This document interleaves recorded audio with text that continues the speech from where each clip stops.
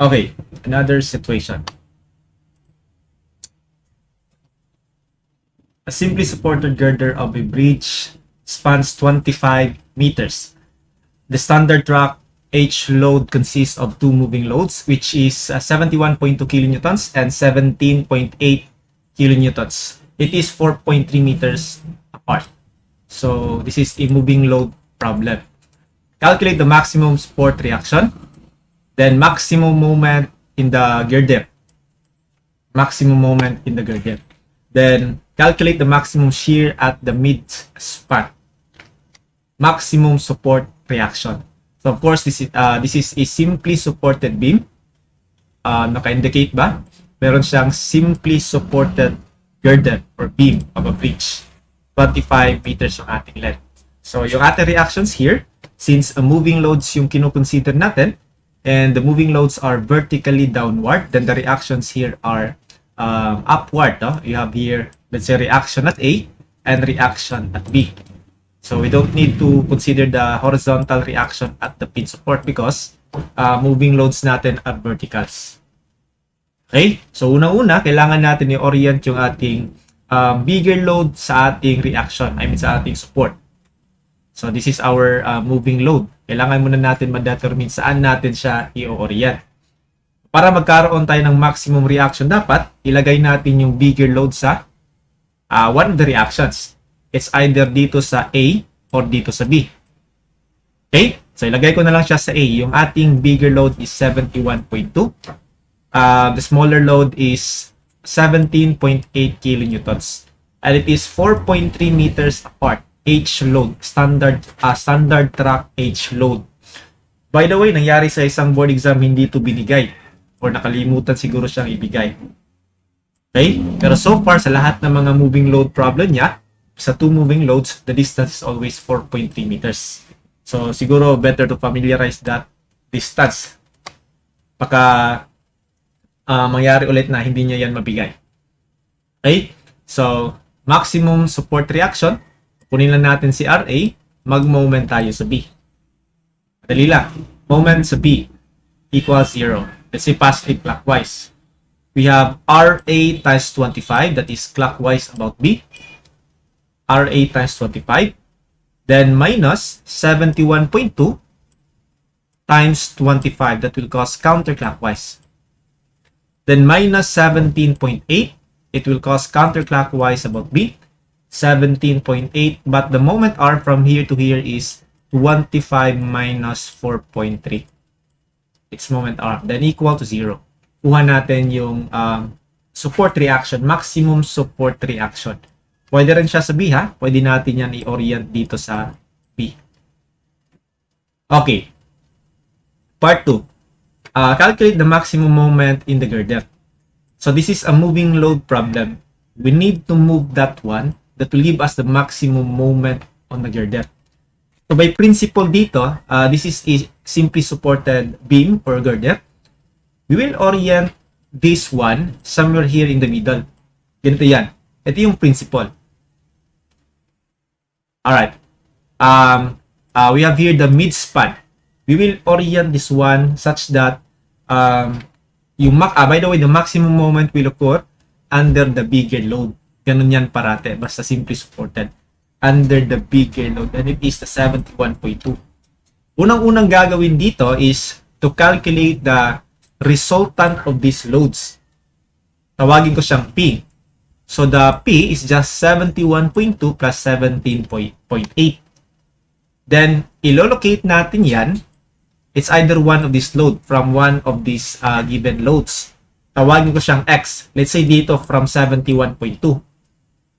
Okay? So, ang gagawin natin, ilolocate natin yung P, yung mid-span in between the P and the 71.2. Yan yung principle dyan. So, we really need to calculate first the value of X, the location of the resultant. Okay? So, again, ilalagay natin yan. If that is X, dapat yung location dito is X over 2. Now, by Varinian's theorem, malolocate natin yung kanyang location, X. So, we will just have the equivalent moment. The moment of P about this point, about the 71.2 line, that is 89 times x equal to 71.2 moment arm. Nag-moment tayo mismo sa point yan. So, 71.2 times 0 plus the moment produced by 17.8 about that line. That is 17.8 times its distance is 4.3. Kuha muna natin yung location x. Okay. Na ngayon, kuha na natin yung location x. Again, the maximum moment will occur where the bigger load is. Ika-cut natin siya dito. Okay? A summation of moment at B. Kukunin muna natin si A. Yung reaction at A. By the way, hindi yung reaction from the first problem yung gagamitin natin, ha? Gagamitin natin ngayon, of course, based on this position. Based on the position of the load. So, kunin muna natin yung reaction at A. Summation of moment at B equal to 0. So, we have RA times 25. Alright, minus, gamitin na lang natin yung ating resultant. Ito. Gamitin natin si resultant. Minus 89. It's moment arm. The moment arm of the resultant. Take note, this is 25. I mean 12.5 from here to here. Minus ng x over 2. Kasi ito yung moment arm niya from B. So, 12.5 minus x over 2 then equal to 0. Disregard this one kasi ginawa na natin siyang resultant. Para mas mabilis. Kuha natin yung reaction at A, 42.97 kilonewtons. Then the moment under the bigger load again is the maximum moment on the bridge. So, allocate lang natin yan. That one, that must be 12.5. Alright, then minus x over 2. This is x over 2 then. So, 12.5 minus x over 2. So, the internal moment here is equals to RA times 12.5 minus x over 2. Times 12.5 minus x over 2. Then, makukuha natin sa maximum moment and that is 518.64 that's kilonewton meter. Dali lang.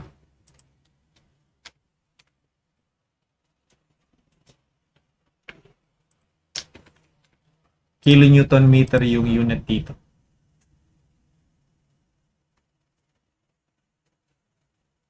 Yan. Alright, but actually sa board exam, kadalasan ganito lang yung problem, no? Two moving loads lang. Basta two moving loads, meron tayong derived formula dito and it is very advisable to memorize these formulas for two moving loads. Kasi sa board exam, ito lang yung lumalabas. Wala nang three moving loads, wala nang 4 moving loads. Sa undergrad, dinidiscuss yung mga ganyan, no? For concept. Pero sa board exam, talagang 2 moving loads na bihira na lumabas yung 3 moving loads. So better to memorize this formula. For 2 moving loads, the maximum moment can be solved using this formula. PL PSD quantity squared divided by 4PL. Yung P natin dyan is the resultant. Yung PS is the smaller load which is 17.8. Yung L natin, the L is the span of the beam. And the D, distance between the two moving loads which is 4.3. So direct substitution siya. You will have 89 times 25. Okay, 89 is the P. Yung L is 25. Smaller load is 17.8. Yung D is 4.3. Then divided by 4. Yung P is the resultant, then L is span length, 25. The same result, 518.64 kilonewton meter. That is kilonewton meter.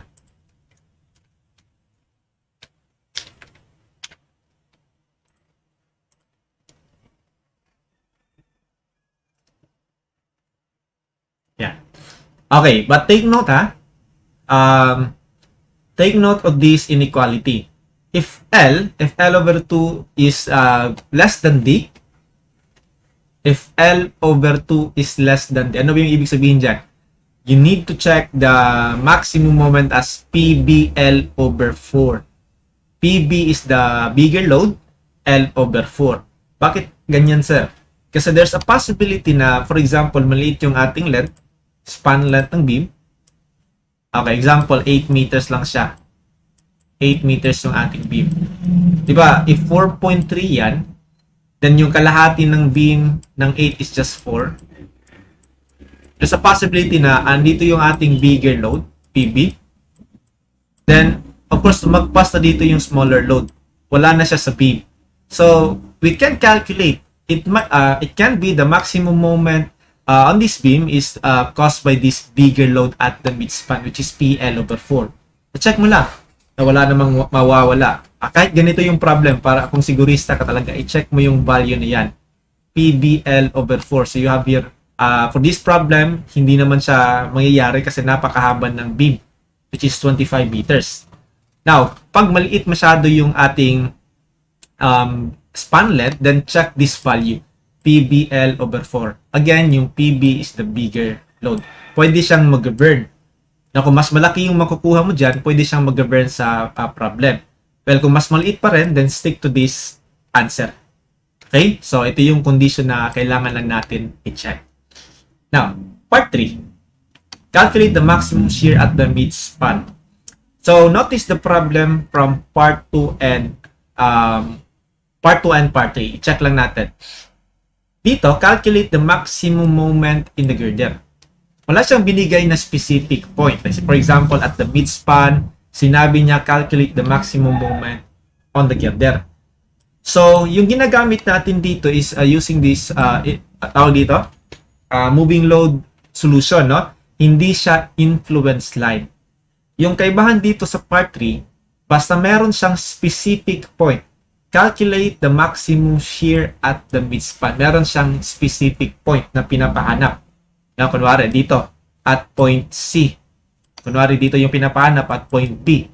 Basta meron siyang specific point na binigay, then we will use the influence line. Ito yung kaibahan niya. Moving load pa rin ito, pero basta meron siyang specific point, influence line yung gagamitin natin. Alright? So, sa influence line, madali lang basta shear. Okay, at the midspan yung gusto natin. Dito. So, i-plot lang natin yung influence line natin. Tawagin ko siyang at point O. Yung middle as at point O. So, influence line of shear at O. Yung formula lang dito, parating ganito yung magiging itsura ng ating influence line for shear. Tawagin natin yung negative A over L. And ito naman is B over L. What is A? Ito yung A natin. Distance from the left support to the point of interest. Yung B naman natin is distance from the right support to the point of interest, which is at point O. So for this problem, nasa midspan tayo, A and B are just equal. And ganito yung itsura ng ating influence line. By the way, the value of negative A over L, yung A is 12.5, yung L is 25. So that is simply 0.5. Negative. Parating negative yan. Basta to the left of the point of interest, parating negative yan. Dito naman positive yan. Okay? So 0.5 pa rin kasi 12.5 si B. Yung L is 25. So of course, mag-start yung ating influence line basta of shear. In the support, parating 0 yan. And dito rin is still 0 on the supports. And straight line yan. Ganito yung influence line natin. So after this, how do we solve the maximum shear at the midspan? Ang gagawin lang natin, we will orient the bigger load on the maximum ordinate of the influence line, which is in this case the maximum ordinate is 0.5 each. The same lang, so walang problema kahit saan natin siya i-orient. So dito natin i-orient yung ating bigger load. Paganyan. Okay? We will just project these loads to the influence line. Yan. So, ang maximum shear dito is just 71.2 times the ordinate here on the influence line plus 17.8 times the ordinate here, I call this Y, on the influence line. Ganun yung gagawin natin. Okay, again, walang problema. It's either kung sa negative or positive shear ka kukuha. Kasi the same values yan. Kung nagkataon mas malaki yung negative A over L, then i-orient mo dito sa 71.2, then yung 17.8 sa kabila mo siya i-orient. Pwede naman kasi yan magkabaliktad. No, it's on either way. So, walang problema for this problem. Kukunin lang natin yung y by using ratio and proportion. Triangle yan. So, we have here y divided by its distance from here to here is 12.5 minus this one is 4.3. Y over 12.5 minus 4.3 then equal to 0.5 this over 12.5. So that's 0.328. So the maximum shear at the midspan, that will be equal to 71.2 times the ordinate of the influence line, 0.5, plus 17.8 times the ordinate of the influence line here, which is 0.328. And the answer here is 41.44 kilonewtons.